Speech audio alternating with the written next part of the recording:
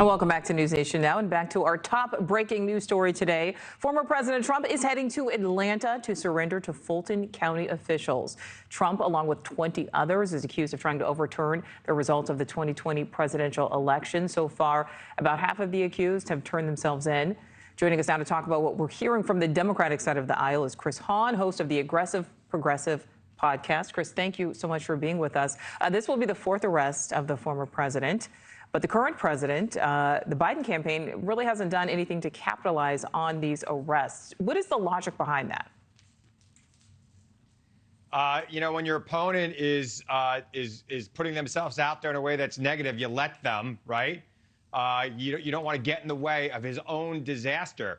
But what I am concerned about is that the American people are starting to become numb to this, that this is just another day. He's done with this arrest. He's on to the next arrest. He's done with that trial. He's on to the next trial.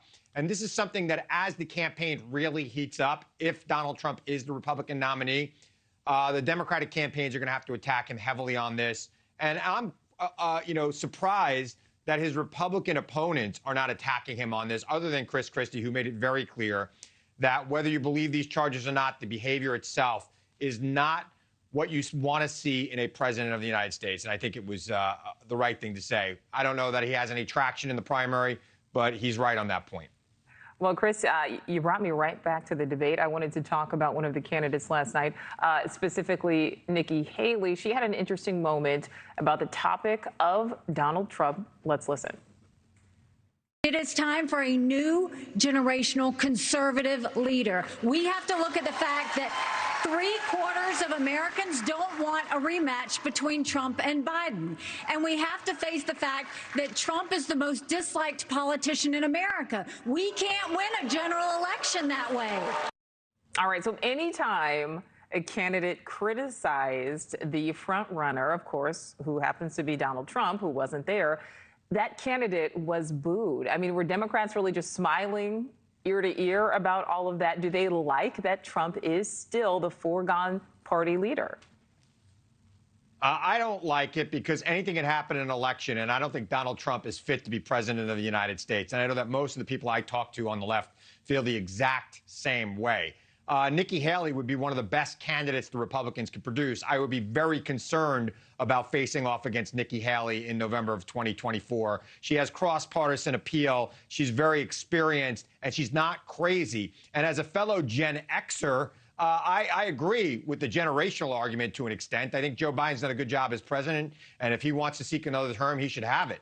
But what we got to think about with these debates is maybe getting past some of the performative value of them. Maybe the next time there's a debate with 11 or 8 candidates, they should get rid of the studio audience and let these candidates actually have a discussion on the issues. Because I thought when they were actually talking about issues last night, it was nice to see them actually have division within the Republican Party and talk about the substance. But that was far too rare in that debate last night. But I thought Nikki Haley handled herself very well last night. All right, yeah, there certainly was a lot of audience reaction last night, whether you think that's good, whether you think that's bad.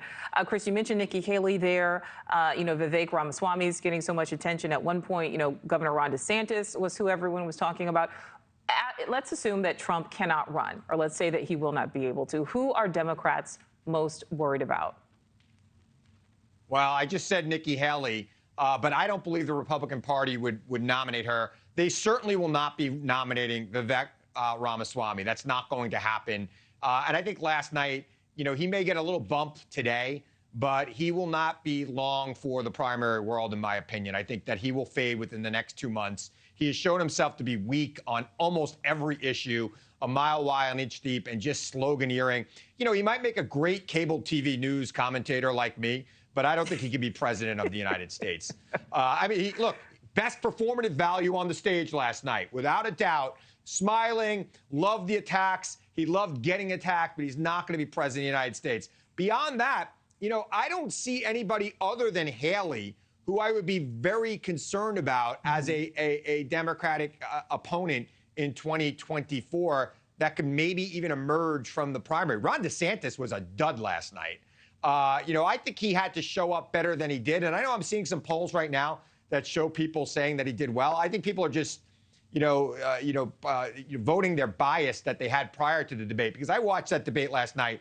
He did not connect at all. I think that almost everyone on that stage was better at connecting. In fact, I compare him in the category of like an Asa Hutchinson or a Doug Burgum. He was just bland. He didn't stand out. He didn't have great policy ideals. But look, there's a long way to go in this primary. Others could still get in. It's late, but it's still possible. And we'll see where it goes. Thank you for watching. Go to newsnationnow.com to find News Nation on your television provider. And don't forget to click the red subscribe button below to get more of News Nation's fact-driven, unbiased coverage.